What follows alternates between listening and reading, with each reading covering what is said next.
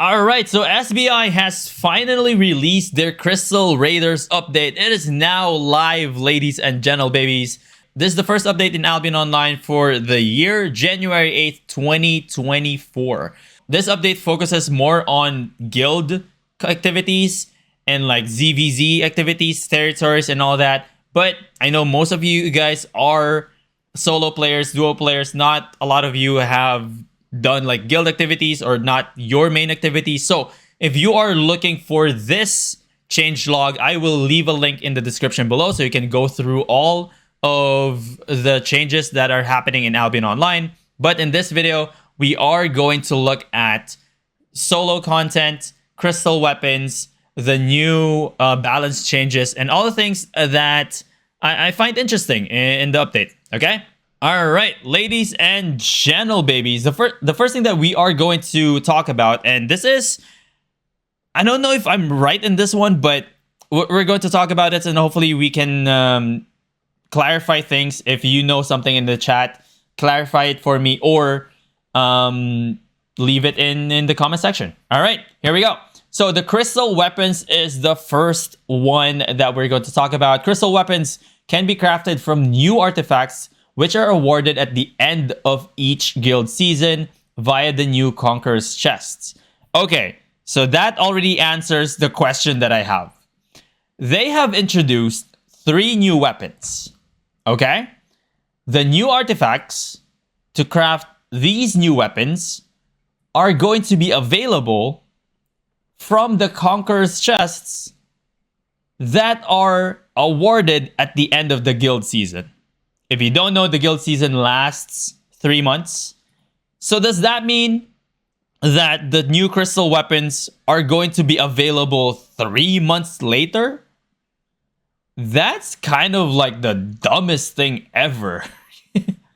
I'm sorry, but creating an update, naming it Crystal Raiders with crystal weapons that are not going to be available in this update, it's going to be available in 3 months, is kind of dumb. Not gonna lie.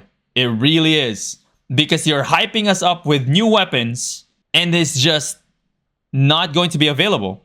Am I wrong? Is that a wrong interpretation of new artifacts which are awarded at the end of guild season via the new Conqueror's chests? Is that a wrong interpretation? Because it doesn't say personal chest, Chain Gun. It doesn't. It says new artifacts which are awarded at the end of each guild season. So if we look at the market right now, if we look at melee, sword, tier 4. There should be a buy order. This should be a thing now. Right? Someone should have crafted this already. Someone already should have crafted that and should be selling it for like 10 billion silver, but no one is. So that, and basing it on the words used in the update on the patch notes, it says that new artifacts which are awarded at the end of each guild season.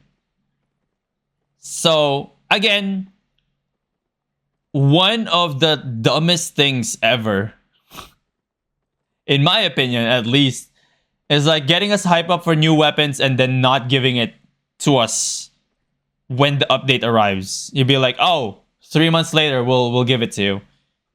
I don't like it. I don't like it at all. Okay, so higher level chests award higher tier artifacts. Each guild season will introduce 3 new crystal weapons, with older artifacts still given out, but in decreased quantities. So meaning the chests that we are going to get in 3 months are going to be for the 3 new weapons, which are the sword, spear, and arcane staff. And the next patch is going to be for new weapons, but you can still get the artifacts from sword, spear, and arcane staff, but it's going to be decreased quantities. This makes it so that this will make it so that these weapons are extremely rare. Extremely rare. Unlike other weapons, the usage and crafting of crystal weapons benefits all other weapons in the same destiny board, meaning warrior, hunter, and mage. Oh! Usage and crafting of crystal weapons benefit all other weapons in the same destiny board tree. So like warrior, hunter, and mage. That's actually really good. So it adds, it's very rare, but it adds to the entire warrior tree. That's actually pretty nice. This update introduces the first 3 crystal weapons, each with its own unique spell. The Infinity Blade, which is the sword. The Limit Breaker makes you unstoppable for a time, finishing with a devastating double strike that also silences. Rift Glaive, which is a spear. The Razor's Edge pierces through crowds, dealing massive damage and knocking back enemies within 10 meters. Okay. And the Astral Staff for the Arcane Staff. Starfall rains a shower of deadly stars down on enemies, can't be interrupted, and increases your resilience penetration. Ooh. So this is actually kind of nice if it cannot be interrupted. Where does it say personal chests contain crystal artifacts? Is this it? Because the Conqueror's Challenge has been reworked, with guaranteed battle mounts rewards replaced with the new Conqueror's chests. Okay? These chests contain the artifacts to craft crystal weapons and other valuable rewards, including battle mounts. The value of these chests increases in 2 separate ways. Individual progress of the Conqueror's Challenge gives access to increasingly more valuable chests. Guild progress, which is the season rankings, upgrades the chests earned, expanding their loot pools with higher maximum item tiers. To unlock guild-based upgrades, players must qualify for season rewards, be part of the guild for 51% of the season, Players are thus incentivized to advance both their own and their guild's progress. 10% of the rewards from weekly reward chests have been moved to the new Conqueror's chests. These chests contain artifacts for the crystal weapons, right? It's referring to the new Conqueror's chests. So, if you look at the Conqueror's chests, Conqueror's Challenge, and I'm hoping I'm wrong in this one. This is the Conqueror's chest. This is also a Conqueror's chest. But this is a different icon. I'm assuming it's a different thing. So, it's not the same based on the words that has been used. Because the Conqueror's Challenge has been reworked with the guaranteed battle mounts. The Conqueror's Challenge that they're referring to here was this. This was the Conqueror's Challenge that they were referring to. With guaranteed battle mounts, this is where the guaranteed battle mounts were. Replaced with the new Conqueror's chests. Conqueror's chests, this is the new Conqueror's chests. And it refers to these chests, referring to the new Conqueror's chests, contains the artifacts to craft new crystal weapons, which is also in this one, new Conqueror's chests. And it says new artifacts which are awarded at the end of each guild season via the new Conqueror's chests. So it doesn't say anything about the weekly reward chests because they are referring to that as weekly reward chests. They're not referring to this weekly rewards as a Conqueror's chest in the patch notes, even though it is said that it's the Conqueror's chest in-game. They're not referring to this as the Conqueror's chest. They're referring to it as weekly reward chests. It's going to be extremely rare because look at this. There you go. Each guild season will introduce new crystal weapons, with older artifacts still given out but in decreased quantities. They are already going to be, well, we don't really know how many artifacts you will get per season, per chest, depending on like how high you get it. But it is going to be extremely rare, these weapons, because you cannot craft them willy-nilly. You are going to wait for 3 months, and then they will pop up, and then they will be trashed, and then the prices will increase significantly, unless it's like a really doo-doo weapon. But there will be a lack of supply in this one. a lack of supply, and then you will have to wait another 3 months, but at a lower percentage, decreased quantities for the previous ones. So we will have to wait an entire year for all of these weapons to be available, for all of these weapons to be available, and then potentially another year or like seasonal rewards for these weapons to be replenished. So this is going to be significantly more valuable than any weapons that has ever been introduced. And you have to a reminder is that you do need premium for this. So not everyone is going to get these artifacts. It's kind of dumb. Not gonna lie.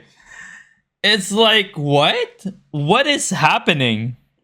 Do you think they will introduce mobs like once with energy surge for a chance to drop the artifacts? I don't know. Probably not, because they're making this a thing. Like this new Conqueror's chest is a thing. So why would they go back on that? But they should.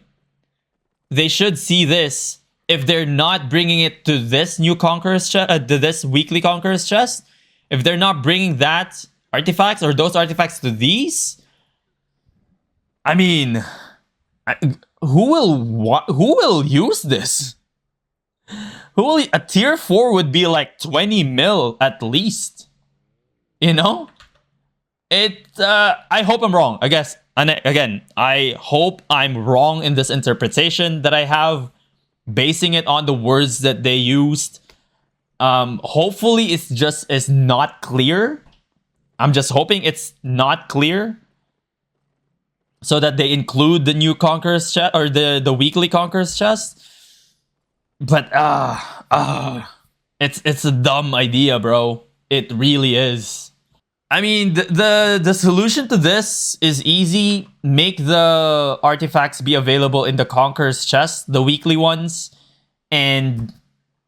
or create a crystal mob that drops the crystal artifacts. But in this current state, the way that I understand it, it's probably like the dumbest thing that they have added in the past 4 years, in my opinion. It's just, nah. They will definitely adjust this for sure if they want the crystal weapons to be used. Alright, let's look at the tracking changes. Tracking has been expanded with new targets that drop silver and black market loot rather than artifacts and ingredients. Fame from these targets progresses a new rare quarry tracking destiny board specialization node. Okay, so the targets will be Earth Daughter, which is a keeper, and Harvester of Souls and Undead Cape. So these are just 2 bosses from dungeons that they're bringing out into the open world to be part of the tracking. So it will drop silver and black market loot. So it's essentially a mob. It's essentially a boss outside that can be tracked. Nothing special here. In extremely rare cases, these mobs will also drop their corresponding faction tier 8 mount upgrade items.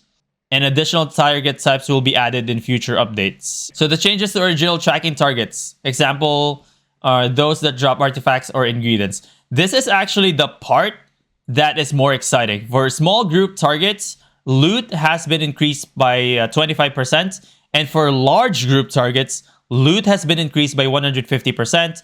And the respawn time plus 100%. And the HUD duration reduced by 30% on average. So this change right here will have a significant effect in terms of the prices for the Shapeshifter items, because there are going to be more artifacts and ingredients available for crafters to create these items. So you will see probably a dip in terms of prices for Shapeshifter items overall across the board. So Fate from all completed tracking quests now rewards Might and Favor. Oh, so you can now get Might from the red zones. That's good. Might from tracking is added to guilds gathering Might level. There you go. This is an incentive, I would say. Might is actually a really good incentive for people to you do tracking, I would say. All right, there are some difficulty adjustments for the Shadow Panther. The leap damage has been reduced. The enraged damage is also reduced from 50 to 40, 300 to 70 for the damage, 300 to 270 for the damage. The Sylvian, the Barb Root radius is now smaller. The piercing root cast time is longer. And for the Werewolf, the tear open damage is lower as well. Drench in blood healing effect in large groups, lower as well. Frenzied swipes for the small scale is 80 to 72, large is 160 to 144. So they are making it easier to kill the Shadow Panther, the Sylvan, and the Werewolf, plus adding more loot into the thing, which will turn into lower cost for all of the Shapeshifter items. Oh, they also decreased the personal island cost, by the way. For the first island that you buy, the level 1 is 20k, and level 6 is up to 2 million. So they did reduce the cost for the first one, which is good.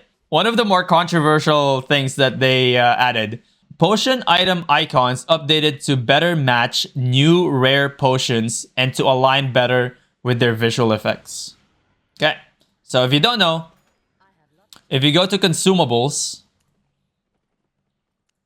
and go to the potion, you will see that the healing potion is now like this, right? Energy potion like that. Gigantify potion, which is, you know, I still hate how it looks like. The Gigantify potion looks like that now. Okay. Resistance potions. It just changed. Sticky potion, poison potion, invisibility potion. All right. They have now changed to make it look like these. The new poisons or the new potions. They just made it look like that. And you know, this is good. I would say this is good if people asked for it. If players asked for it, it would be good.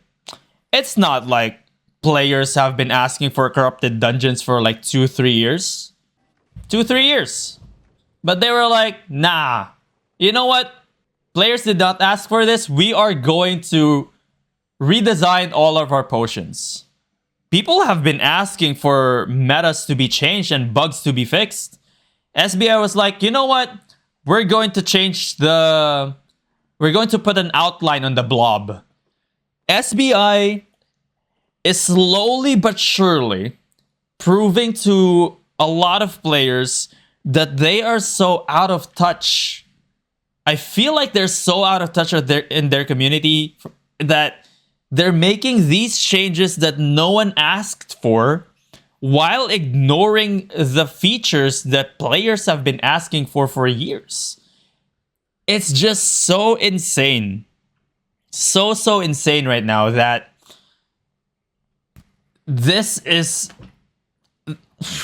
I can't even defend SBI at this point. I've been defending them for like the past 3 years, saying that, you know, they have a plan. It may be different from the player's plan or what the players want.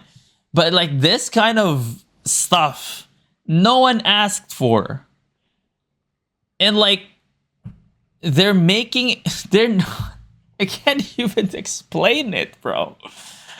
No one asked for this. No one. No one asked for you to add an outline for blobs. No one. Okay, let's look at the positive. I know I've been complaining for this entire video, but let's look at the positive. At least the poison potion doesn't look like the invisibility potion anymore. They kind of looked similar in the past. Now they don't look like that anymore. This looks like it has a shield, so it does represent the resistance part of it. So I guess those are the positive ones. This looks like a heart, so it's a healing potion. No one really thought of like the red as not a healing potion, but like there's a heart. It kind of looks good. Kudos, yeah, SBI, yeah. All right, let's look at the combat balance changes. Combat balance changes. The Arcane Staff, the Enigma Blade, the W skill, and the all Arcane Staffs are actually getting buffed. That's actually quite significant. 20 base damage from 165 to 185. So it's really good for Arcane Staff users, especially in open world, maybe in Corrupted Dungeons 1v1, obviously. That is a very good change. For Axis, the Rending Bleed now triggers AoE escalations if multiple enemies are hit at once, as with the Halberd. Okay. The Rending Spin on all Axis close range damage now increased from 65 to 70. Not really something to write home about.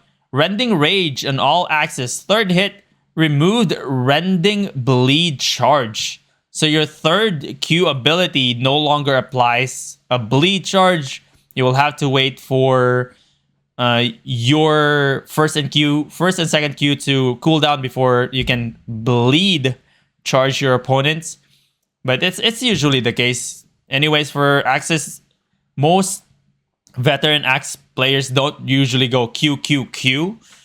For the bleeds, they usually go Q, Q, wait for the cooldown, then Q, Q, Q, and then into the combo.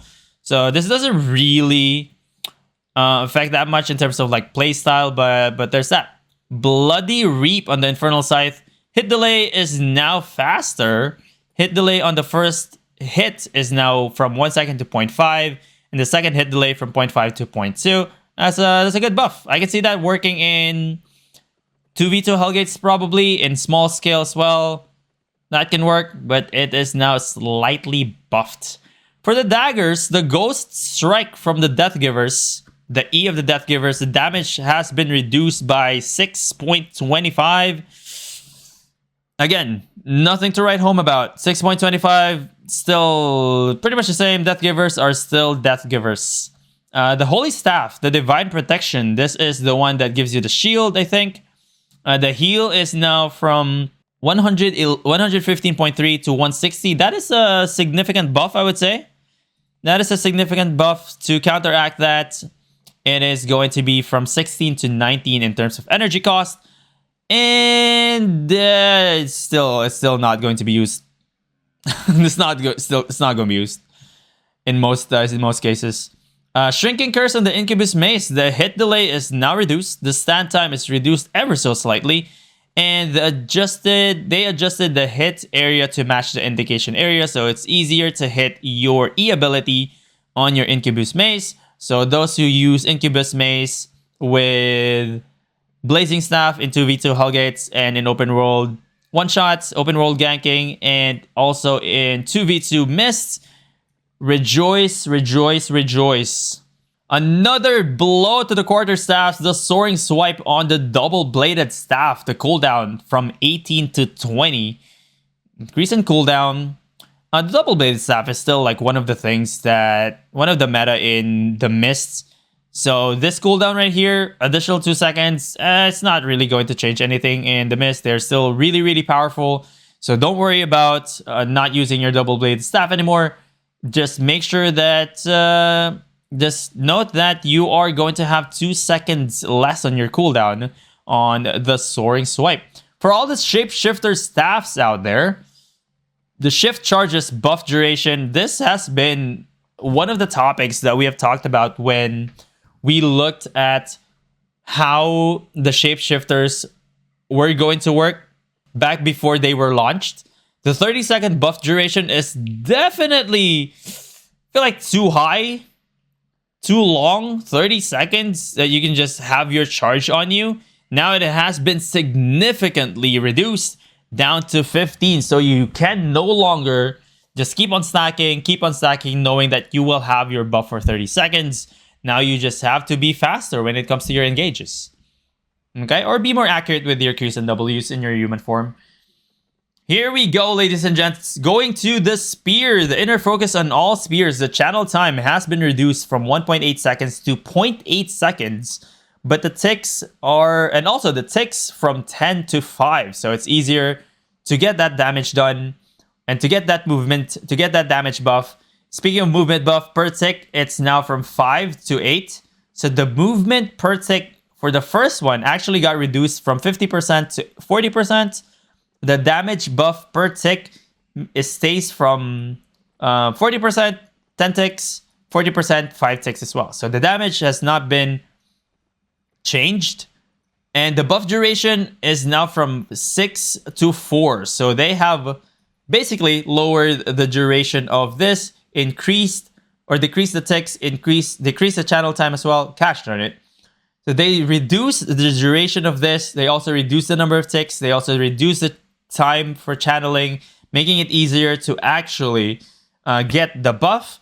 But they also added the new multi-spell if the channel is completed. So when I first saw this, I thought it was insanely OP. I really thought it was insanely OP. But if you look at it, they added a new multi-spell in this skill when the channel is completed. The multi-spell, this is what I missed.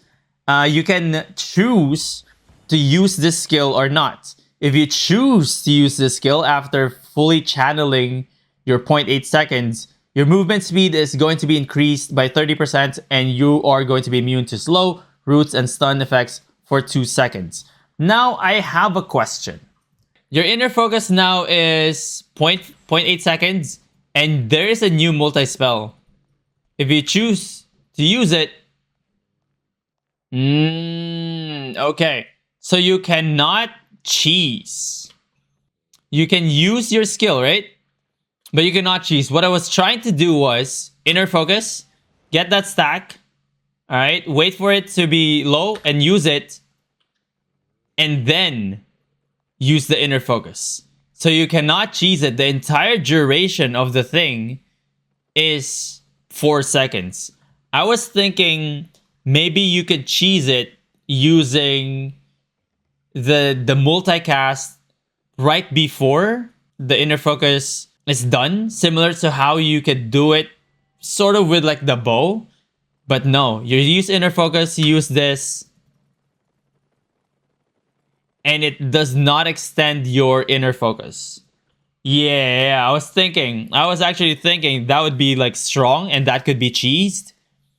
That was the first thing that came to mind, but it cannot be cheesed. Hey, a rare W for SBI. It cannot be cheesed. Good, good, good. And the cooldown is 20 seconds, ladies and gents. Alright, let's move on to the swords. The swords. The heroic strike on all swords now leaps towards the enemy target, landing 2 meters in front of them. The leap can be interrupted by force movement effects like the firewall.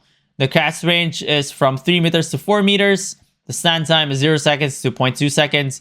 This is just like an added mobility, right? An added mobility-ish for swords. Not really that much, to be honest with you. With the leap and all that. And the stand time, it's not a big deal. But it does change the way that you you cast your Q ability. It does give you that maybe like 1 meter more cast range. It lands 2 meters in front of the enemy. So there's that. The Cyclone, Blade Cyclone on all swords. The range has been increased from 7 meters to 9 meters because swords lack mobility, you guys. Because the thing is, swords are too slow. If you did not detect the sarcasm in that, it is being sarcastic because swords are very mobile. The charge of the Claymore as well, the dash speed from 35 to 50 meters per second. So when you dash with your E, it's going to animate a lot faster. Alright, the War Gloves, Purifying Combination in the Fist of Avalon. The damage has been reduced from 245 to 232. Again, nothing to write home about. It's a slight nerf. It's barely noticeable. In the heat of battle, you're not going to really feel this change. So keep on using the Fist of Avalon.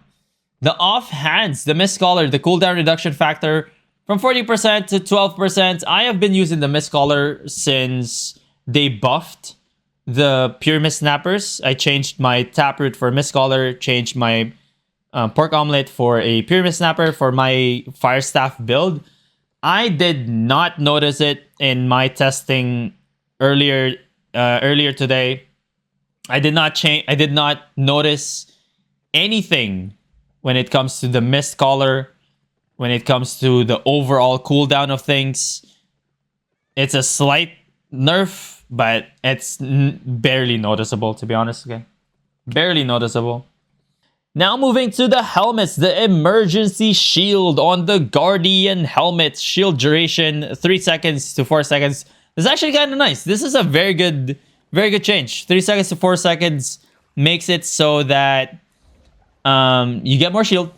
This is good for all content, solo, duo, small scale. It's a very good change. The following gathering gear spells now drop any objects you are escorting. So all of the work boots that were used for cheesing, cores, wisps, and vortexes, a lot of vortexes, you can no longer use that. You can no longer cheese that. So might as well maybe switch to, I don't know, soldier boots. Maybe even switch to like royal boots or hunter shoes, because you can no longer use these to cheese all of those objectives. Under the capes, there's only one. The Fey barrier on the Brazilian cape. Buff duration increased from 3 seconds to 4 seconds. Just getting in line with the helmet for the emergency shield as well. Okay, so we go back to this right here. The crystal weapons. And by the time this is published, I'm not going to delete this if I'm wrong. I want y'all to just ridicule me in chat in this YouTube video if I'm wrong when I say that I understood from this one is that the new weapons are going to be available in 3 months. Because he said the crystal weapons can be crafted from new artifacts which are awarded at the end of guild season. I've never wanted to be so wrong in my entire life. I want to be so wrong. Because if I'm right, this means we're going to see Infinity Blade, Rift Glaive, and Astral Staff 3 months from now. And it's going to be super limited. And only those who have premium... Well, that's not a thing. Like, I know a lot of players have been saying this will be like a pay-to-win weapon. And like, I can see their point. And definitely see their point. Also at the same time is that these right here, these are locked behind premium rewards. But no one's saying Frost Ram is pay-to-win. So I think it's not pay to win because no one's calling Frost Rams and Grizzly Bears and everything that you can get from Adventurers Challenge. These are locked behind premium chests or premium. These are locked behind premium, but no one's calling this OP or no one's calling this pay to win. Players are still going to sell that to the marketplace. All right, you are still going to be able to purchase it. Will it be expensive? If I'm right, it will be hella expensive. If my understanding of these weapons or these changes are right, it is going to be so expensive. Incredibly expensive. It's as if we're going to see the same ebb and flow for prices for like the Frost Ram, Grizzly Bears. When they are available, their price is low. But when they're not, their prices are really high. And the thing is, these weapons are going to be used most likely for lethal content. They are going to break. So the supply, if they're only limited to the New Conquerors Challenge chests that are available at the end of guild seasons, these are going to be more expensive than legendary weapons themselves. Extremely limited. Super limited. And I think it is a bad update. The crystal weapons, extremely bad update, in my opinion. Because we were so hyped for the Infinity Blade, for the Rift Glaive, for the Astral Staff. They just recently introduced the Shapeshifter weapons, right? And they introduced 3 new weapons. We were excited. And they were like, oh, hold your horses. You're going to get it 3 months from now. That's forever in gamers' lifetime. 3 months is so long just to try out 3 new weapons. I mean, in my opinion, I'd give this update 2 out of 10. It's probably the worst outside of the guild activities. It's probably one of the worst updates I've ever seen. I've ever seen in Albion Online. I've been playing this game for 4 years. This is like a new low. A new low for SBI. It's bad. It's really, really bad. And I hope I'm wrong. I've said that a million times in this video. I hope I'm wrong. Okay, so it has been confirmed. It has been confirmed. The artifacts for the crystal weapons. The artifacts used to create them are rewarded at the end of guild season in Conqueror's Challenge, meaning the first 3 weapons will be craftable at the end of season 22 west and 4 on the east. And we are currently season 22, right? Like the season right now is season 22. They are going to be craftable at the end of the season. So it has been confirmed that we are not going to see the weapon in 3 months. Oh, that stings, bro.